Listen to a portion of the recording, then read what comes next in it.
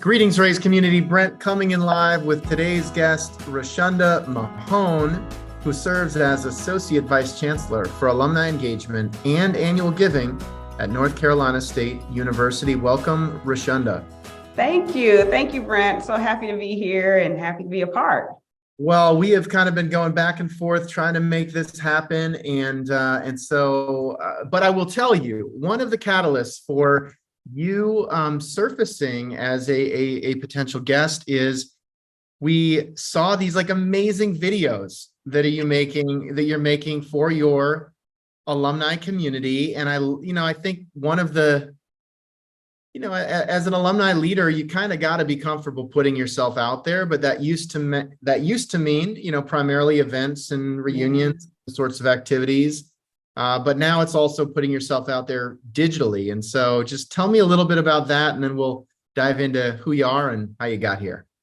Yeah, so I'm fairly new. I don't know if I can still use the new word. So it's been less than a year to NC State, and there's so many wonderful opportunities about NC State and what makes the Wolfpack such a great institution that it kind of came from actually just a conversation with our team that turned into a bucket list social media series that, around Day of Giving, there were some really fun opportunities. And so it kind of just, came from that idea generation, and we'll see where we take it. We definitely want to do more videos on my bucket list, things that every NC State person should experience. And so, as you said, I'm happy to put myself out there and to really experience it. And anything that involves ice cream, I will always sign up for. So.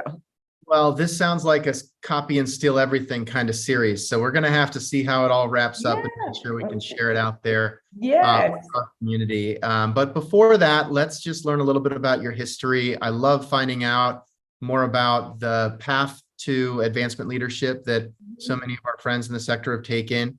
And it oftentimes, has its roots in our own higher education experiences. So tell me about junior year of high school. Reshunda, who is she? What was she into? And what led her to the University of Florida? Yeah, so junior year, Reshunda was probably somewhere running her mouth because that's the only form of sports that I was good at, is running my mouth. And so, it got me in and out of trouble a lot. We call that developing communication skills. Developing communications. Right. Who would have thought? But yeah, so I certainly had aspirations to go into the medical field, honestly. And I was fortunate that the high school that I attended had a program for us to have an early start in medical education and getting a landscape. We had a partnership with our university and the medical school there where we were able to do some early classes. And so that was the junior year. Reshunda was thinking that she was going to be a medical doctor versus a doctor of education. So it's funny how it almost happens in just different forms. But yeah, that was junior year Reshunda. And UF, my undergrad alma mater, they planted the seed in my middle school career. It was actually in the 8th grade, a recruiter came to talk about the university. And I remember going home telling my mom, like, that's where I'm going.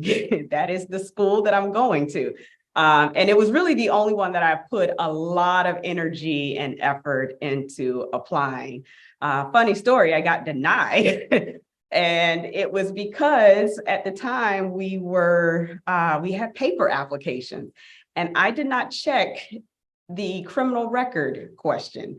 If you have a criminal record or anything in your background that the university would need to know, and I just forgot to check it, I guess. And so I got this nice little letter saying, we need to know all about your criminal history and all of these things before we can consider your application. And, I'm like distraught. How did I miss this? And of course it was oversight. And so we were able to get that cleared up and got my admission. I don't know what I would have done had, something in my past prevented me to go there, but that was my little experience junior year going into senior year.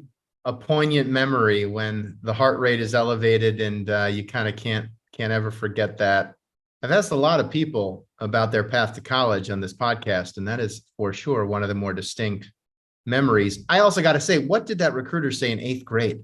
Oh my gosh, it was just the way he described the campus, the opportunity to major in anything. I mean, it is a land grant institution similar to the school I have the honor of working. There was every single degree imaginable. And again, this is when Reshunda was thinking medical school. Since then I would take tours, visited people I knew that went there. So it was kind of, the seed that kept growing and growing to high school. But yeah, it was just the atmosphere of campus. And I guess in some way I drank the Gatorade early. All right, so you show up on campus. Are you still thinking medical school at that time? Yes, microbiology and cell science was the major that I declared my first year.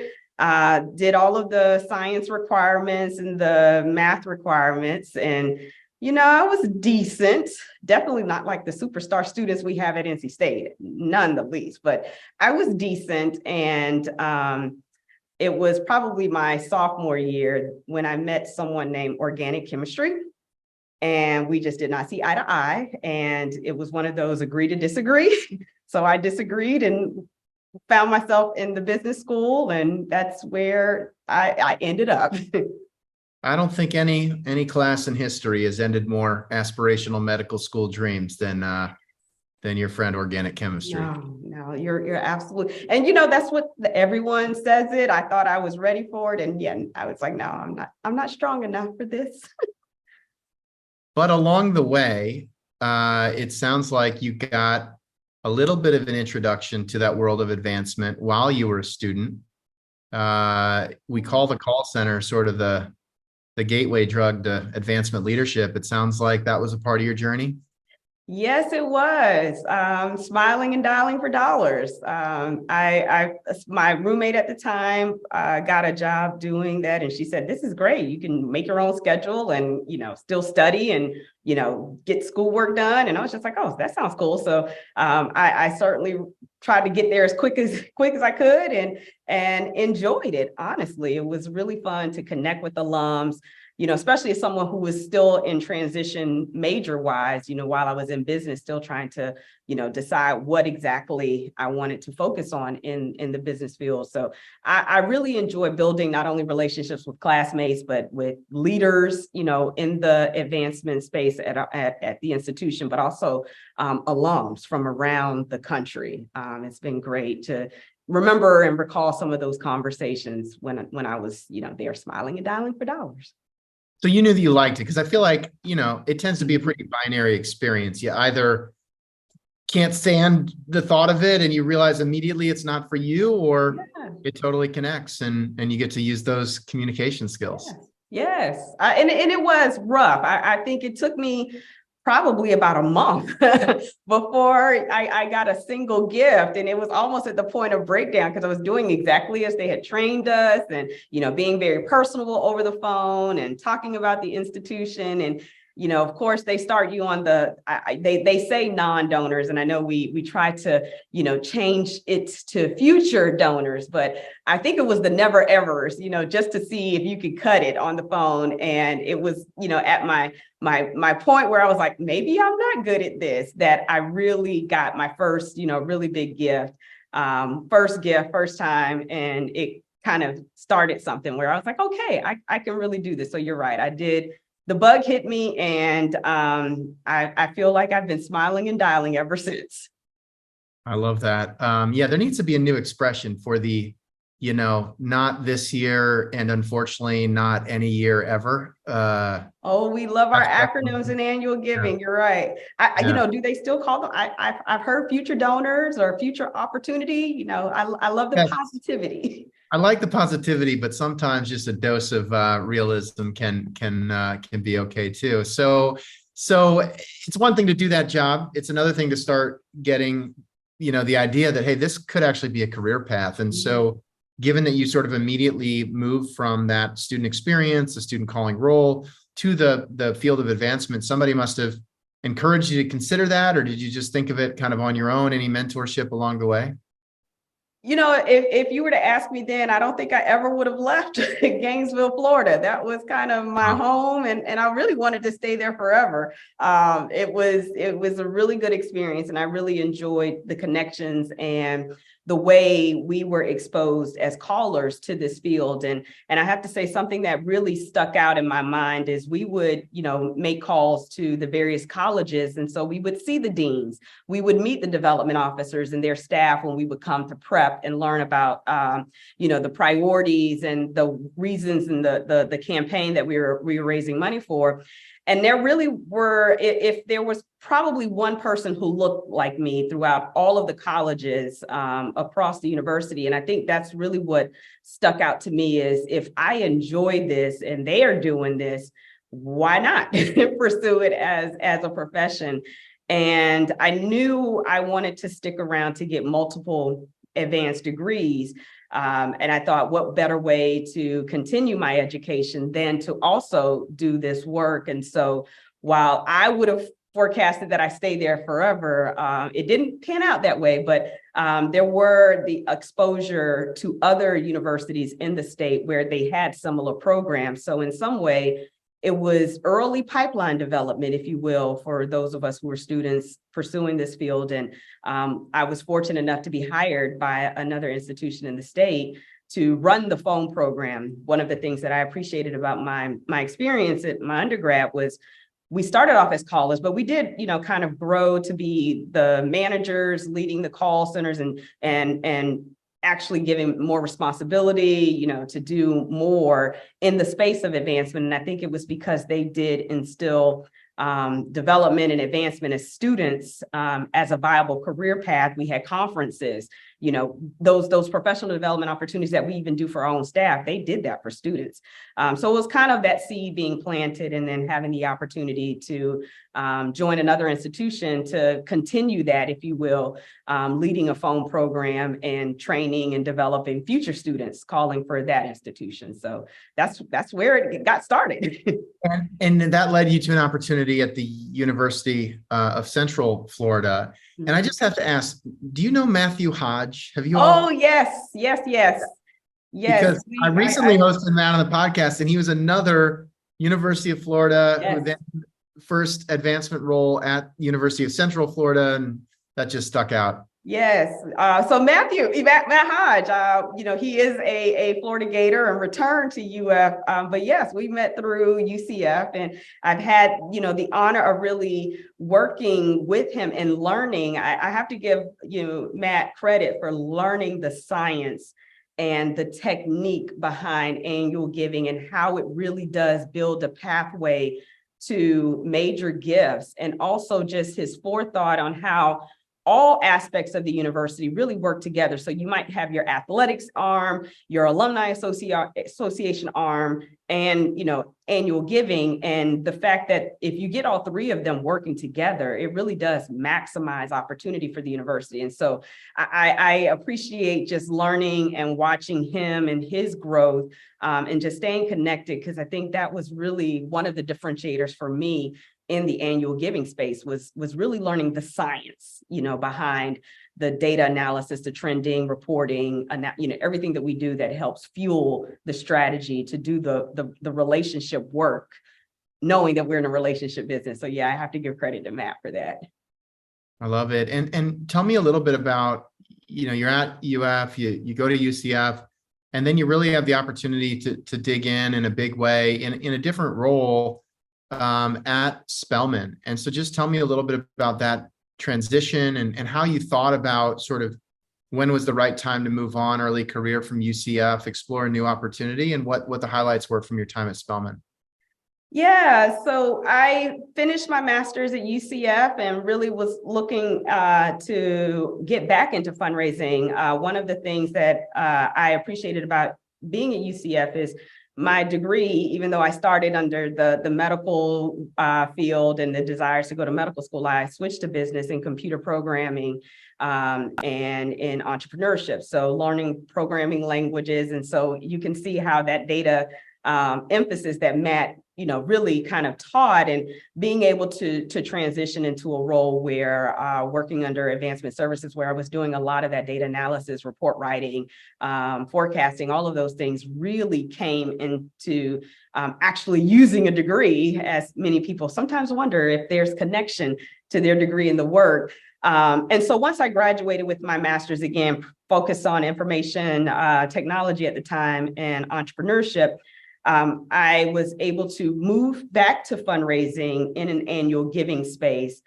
And I remember this was at Georgia State, and I was having a conversation with one of the then student callers and, just asking about career aspirations. And they asked me, where do you see yourself? And I kind of just casually said, I would love to fundraise for an HBCU. My mom went to an HBCU. Obviously, I did not, my sister, but I do have a lot of family members who attended several historically Black colleges and universities in the state. And so I kind of just said it. And I don't even think a month passed where the opportunity at Spelman, came open. And it was kind of one of those things where I just have to try and see what happens. And to this day, it's probably by far the hardest interview I have ever had for a job was at Spelman. But it was really that desire to be a part of a institution that has a strong legacy, a strong connection, and being able to do some phenomenal things under the then president at the time. And so I credit both times. I loved it so much. I left and came back to kind of finish the work of advancement. And just continuing to see how some of the things that we established are still going. Spelman celebrated their Founders Day not too long ago, and it was just some of the things that we started. I still see it, and it makes me proud. And I am just grateful to be a part of the philanthropy story for Spelman. I love that.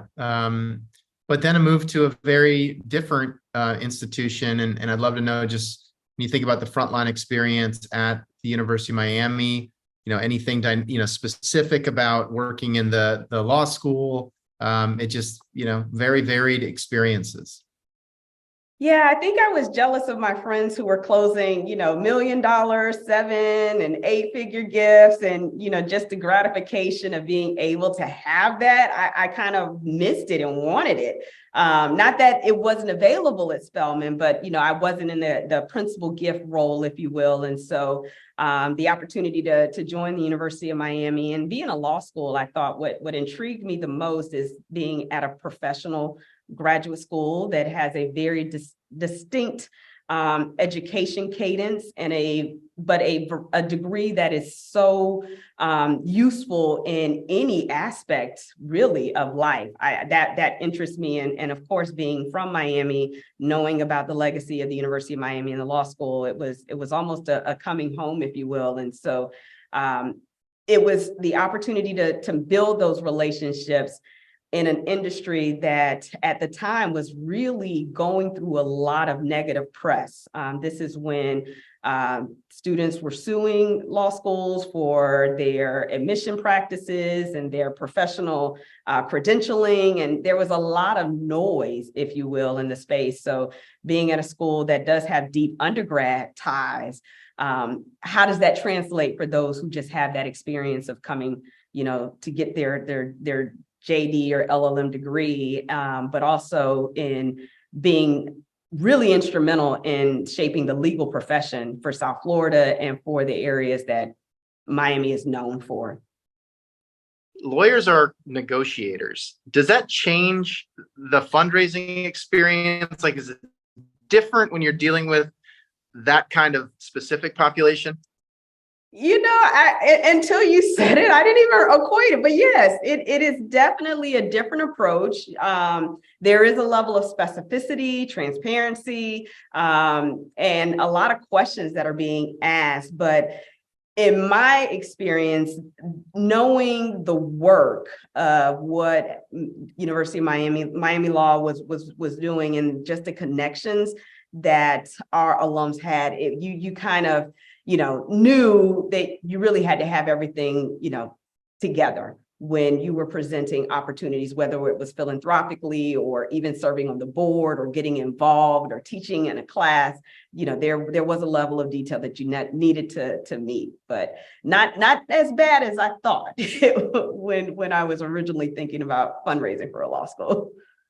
And when you think about, that being a big move for you, sort of up the giving pyramid, if you will, did you love that aspect of the job? Was it maybe not for you? I mean, how did that sort of shape?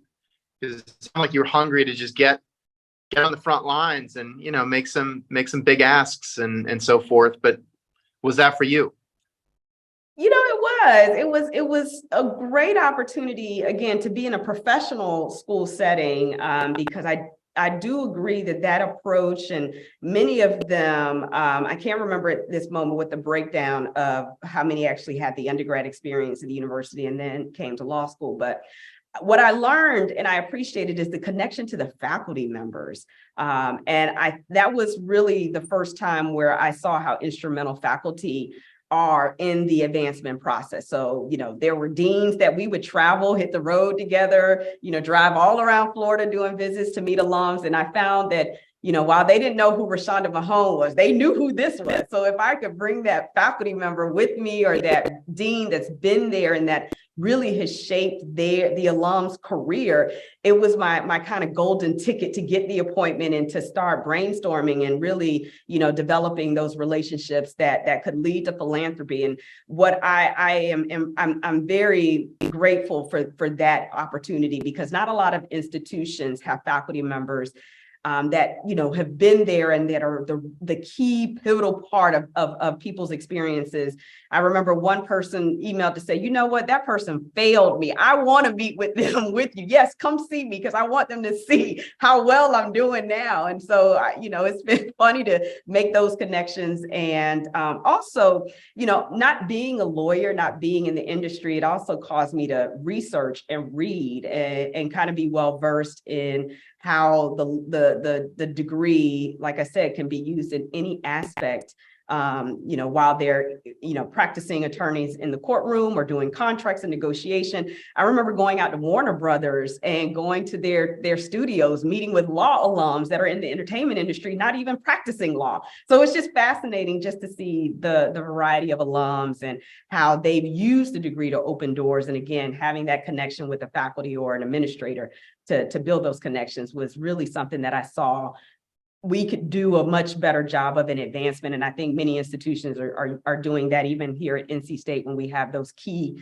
members of the community that make the difference, if you will, for our alums and their experience at the institution. No, but you're also touching on, I think, one of the real kind of challenges and opportunities in the sector, which is we so often, organize by way of schools and units. That's the way that the fundraising is conducted in many more decentralized models. That's the way that marketing and communications is conducted. It's about the law school. You're an alum of the law school. Yeah. And then the flip side is they work in media and entertainment. And so how do you think about like the media and entertainment vertical as opposed to the law school here and the business school here, and start, doing more of the cross-functional kind of, both from a networking and engagement perspective, but then that leads to fundraising as well. And I feel like that's one of the real challenges. We've riffed on this a couple of times with other, peers of yours, where it's like, what if instead of aligning around school or unit, we aligned around industry, company, career path. And, that's a real area of, I think, opportunity to be more relevant as people advance through their careers. But at the same time, it's way more complicated than just sort of staying in that law school lane. Yeah. And I think it's yes, and it's both. We really have to think about ways, and this is really the conversation we're having around NC State on, the fact that we're integrating engagement and giving together, but what does it look like across the university? And how can we find those areas that really drive engagement and a stronger connection to the institution?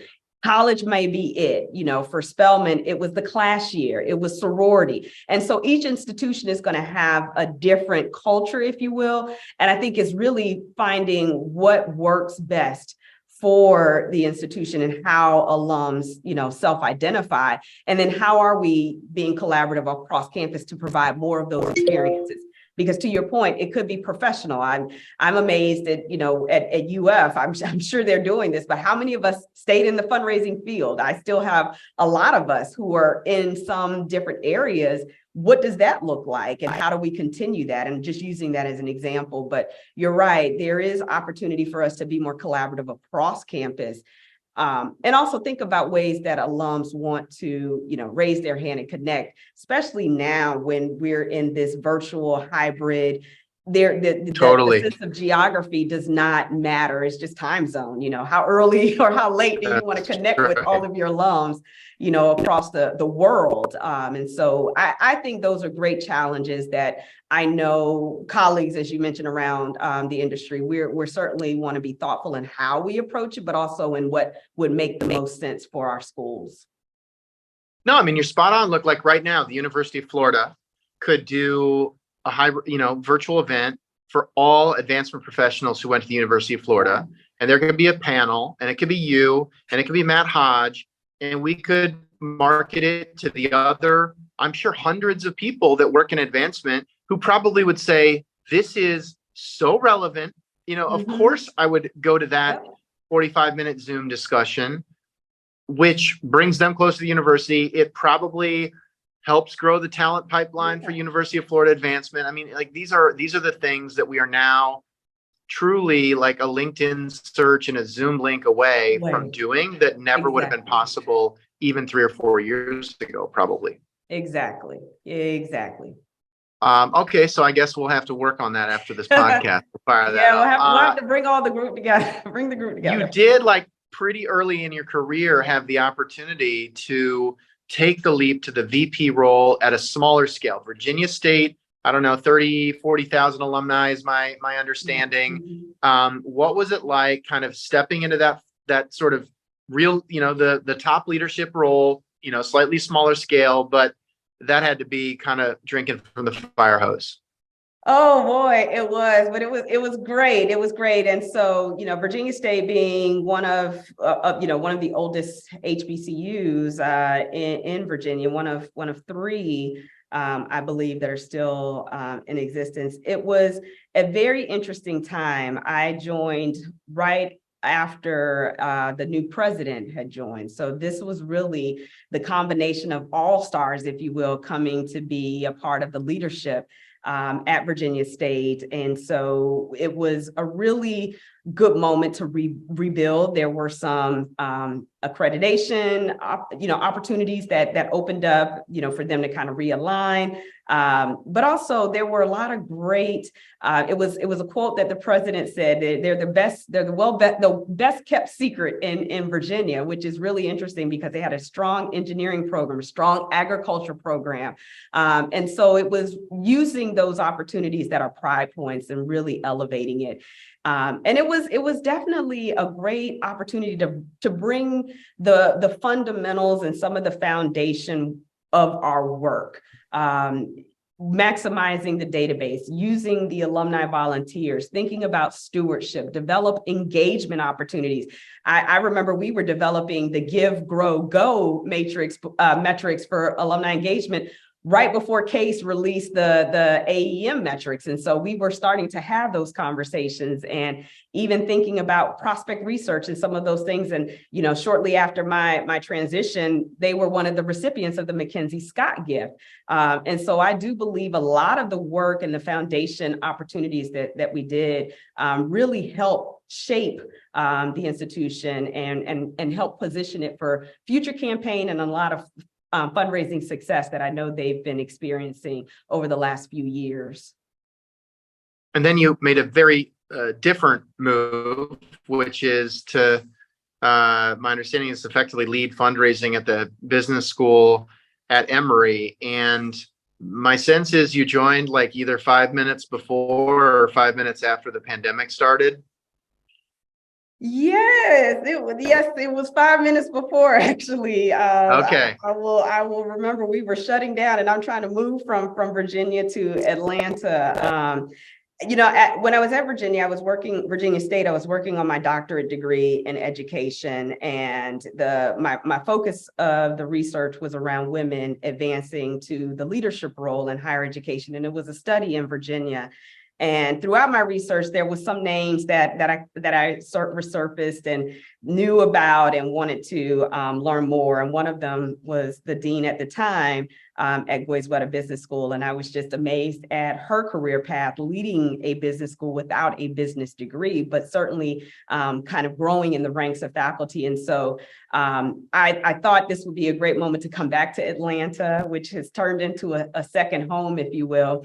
And the Goizueta Business School being in Atlanta, you know how important that family, the foundation, and just the Coca-Cola company itself to several institutions in the metro Atlanta area. So it was more of me following someone who shortly after I said yes, there was a pandemic and then an announcement that she was leaving to go to a different business school. And so it was bittersweet, but it was a great experience. And the time at the Goizueta Business School was incredible. Being in Atlanta during a time where Emory University was really at the forefront of a lot of what we were experiencing. And so it was really a blessing in disguise to be in a pandemic where there were colleagues in the healthcare side that were working day in, day out on the front line to really keep the university safe, keep the city safe, keep the country safe. And so, but that was kind of, to answer your question, it was the motivation was really to be a part of a leader that I found to admire and respect. And in her own right, she is now continuing to do that for others at another institution. Yeah, no, I mean, we have a great relationship with Emory, and I think oftentimes, right, people think of it as Emory, the university, and forget just how massive the sort of intersection of healthcare and education is there. And certainly, you were on the front line, getting a window into that, and then ultimately had the opportunity to join NC State. And I want to be sensitive because that opportunity is keeping you busy this afternoon as you're going to be running off to an event here in 11 minutes or so. But just tell me about what you were excited about. You're still relatively, not yet at a year. What were you hoping to find when you got there, and what's the experience been so far? The experience has been remarkable. I have not only a great team, a great leader, a great university chancellor, the alums, everything about NC State is better than I could have designed it myself, honestly. And I know I share with others who are, in the search and looking at institutions, and I share this and they're like, I get it, I see it. For me, this was a really, what I would say what piqued my interest is the creation of this integrated team, alumni engagement and annual giving, and having grown up, if you will, in alumni in annual giving, and knowing the cadence and just the demands of working on that fiscal year calendar. It was great to be able to get back to it, but also being thoughtful in how we can take some of those practices and metrics that we're starting to see throughout the industry. How does that work together? And so in some way, this was kind of a really great opportunity to take what's so great about NC State and bring these two departments together, along with the NC State Alumni Association, to position us for the future, and just all of the things that the institution already does so well, taking it to the next level, as we say, think and do the extraordinary here. So far it's been amazing, and I am having so much fun. I am so honored to be here, and I hope to be here for a while. Wow, I love that. That is super exciting. And if you're just getting this on audio, the smile is very big right now. So for sure, can feel the good vibes. I also just have to give you a little bit of a shout out, because we've been working with NC State for a long time, and we really got excited about the idea of trying to elevate just this concept of career stewardship.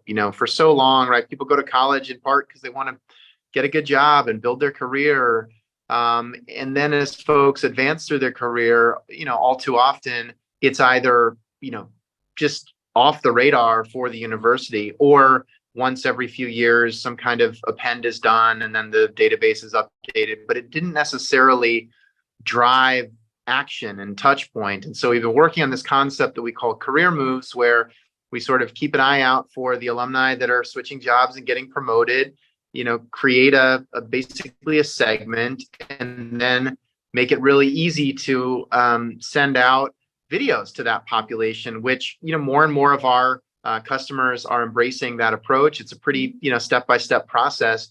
But you have been sort of the face of those videos. And my team shared with me that just last week or 2 weeks ago here in early April, you sent out some career moves, sort of congratulatory notes to the alumni community. And it had like a 73% open rate and almost a 35% click-through rate, which is pretty much unheard of at this point as it relates to just marketing campaigns. But I think it's reflective of, A, the brand affinity and loyalty, and you've already talked about that within the alumni population, but B, leveraging data to be personal and relevant, and really stand out in an inbox that is increasingly, really hard to tame. And so just tell me about your version of what I just shared and kind of what the reactions have been both internally and externally to the concept. Yeah, I did not know those numbers, so it's really I'm happy to hear that it's well received, and I will share, as far to me, I think anytime that we can highlight and elevate and give a congratulations to an alum for anything, whether it's a career move or an award, or I think it's those little things to let them know that the university is paying attention and we celebrate with you.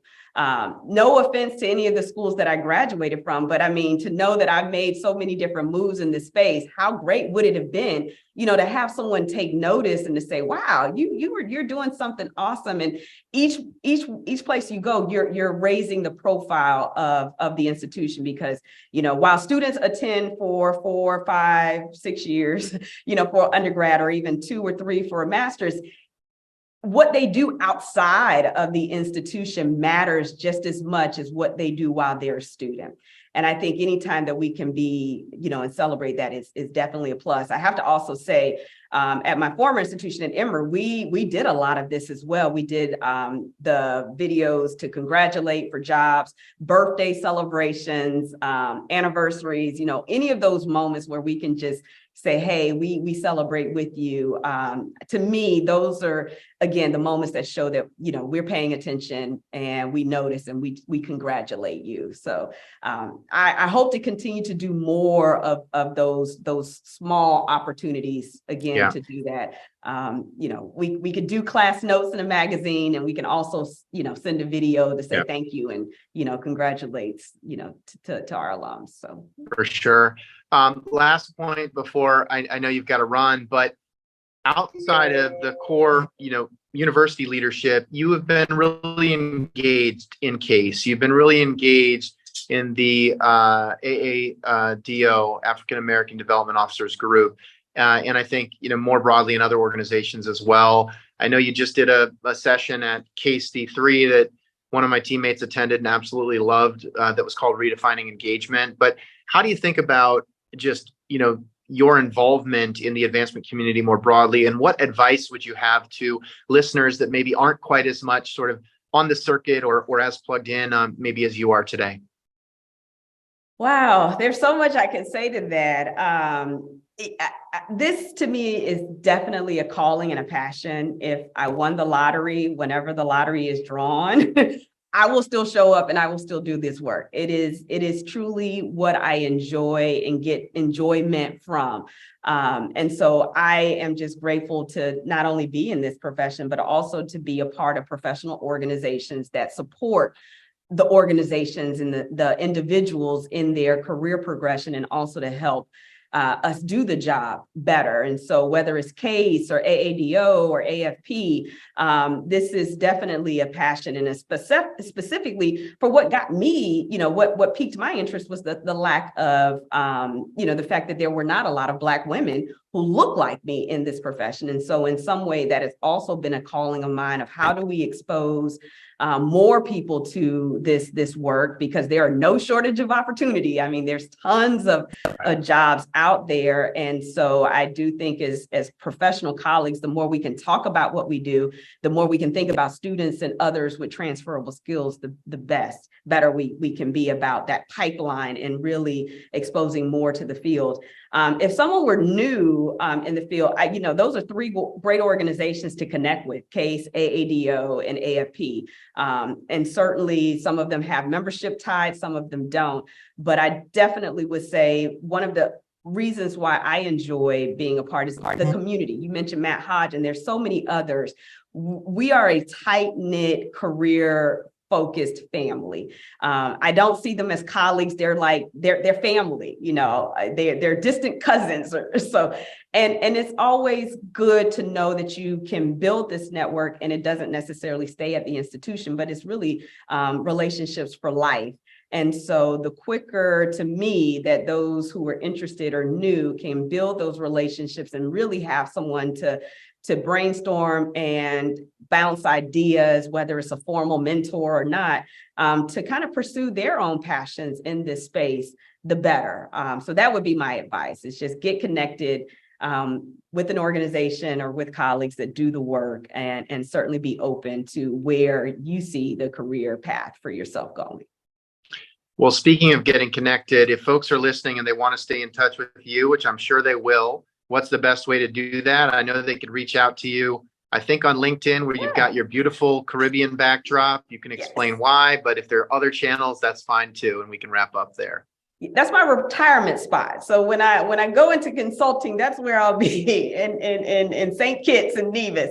But yeah, LinkedIn is probably the best way. I am very active on it. So send me a message, Reshunda Mahone. I'm around. You can also, find me on NC State's website. Send me an email.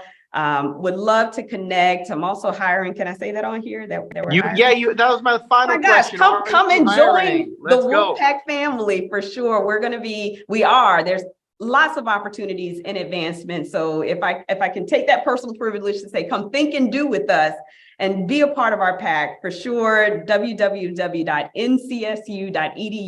We would love to reach out and share with you the career opportunities we have under dynamic leadership with Chancellor Woodson and Vice Chancellor Brian Sisko and the rest of the team around NC State. So I love it. Great note to conclude on. If you're listening, please take Reshunda up on the opportunity, connect with her, let her know that you heard her story on the podcast.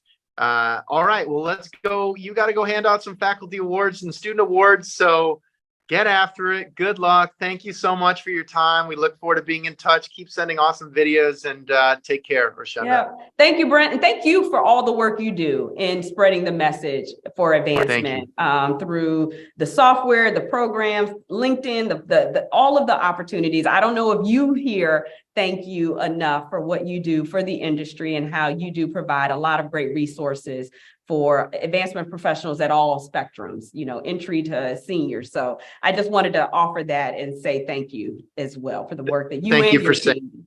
Thank you for saying it. We appreciate it. There's so much more to do, but it is such rewarding work for you and for us. And I'm glad to be on the journey with you. So best wishes. Have a great event. And with that, Brent signing off with today's guest, Reshunda Mahone, here on the Raise podcast. Take care, everybody. Bye. Bye.